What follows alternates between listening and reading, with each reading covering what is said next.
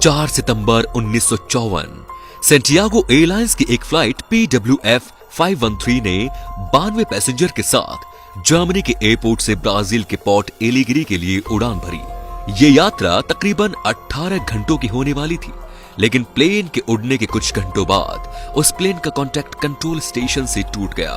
उसके बाद कई दिनों तक कांटेक्ट करने की कोशिश की गई, लेकिन इस प्लेन से कांटेक्ट दोबारा नहीं हो पाया। ऐसा लग रहा था जैसे वो प्लेन बादलों में ही कहीं गायब हो गया। फिर कई सालों तक उस प्लेन को ढूंढने का प्रयास किया गया, लेकिन उस प्लेन का पता नहीं चल पाया कि आखिर वो प्लेन गया कहां।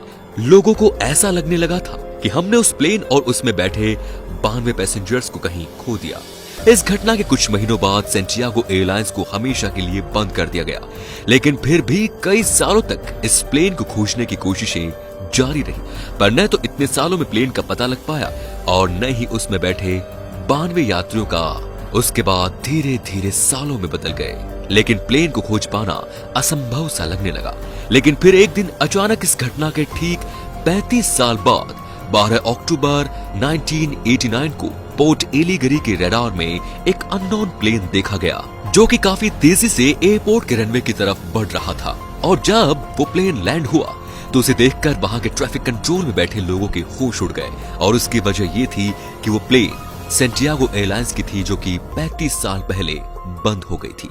तो फिर उस एयरलाइन की प्लेन अचानक बिना किसी चेतावनी के कैसे आ सकती है? उसके बाद उस प्लेन को जब करीब से देखा गया तो यही प्लेन था जो 35 साल पहले 92 यात्रियों के साथ रहस्यमयी तरीके से गायब हो गया था। ये सब देख वहां मौजूद लोगों को कुछ भी समझ में नहीं आ रहा था कि आखिर ये सब हो क्या रहा है। ये तो कुछ नहीं, अब जो मैं आपको बताऊंगा वो तो जानकर आपके भी रोंगटे खड़े हो जाएंगे।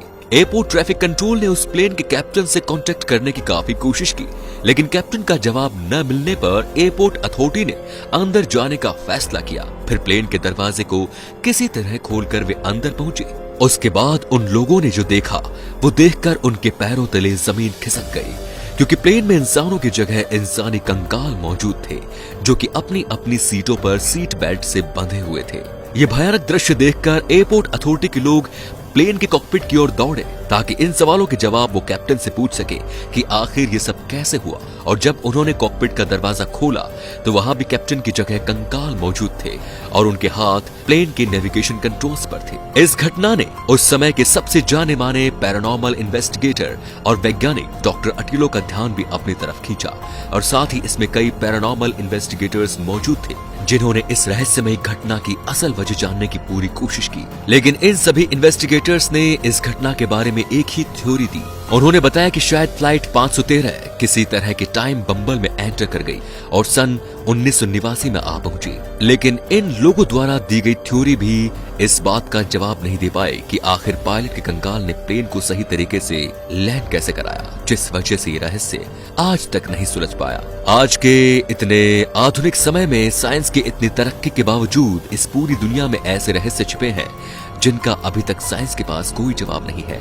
तो दोस्तों, इस वीडियो को लेके आपके मन में क्या विचार हैं हमें कमेंट में जरूर बताएं, और वीडियो पसंद आया हो तो शेयर जरूर करें। धन्यवाद।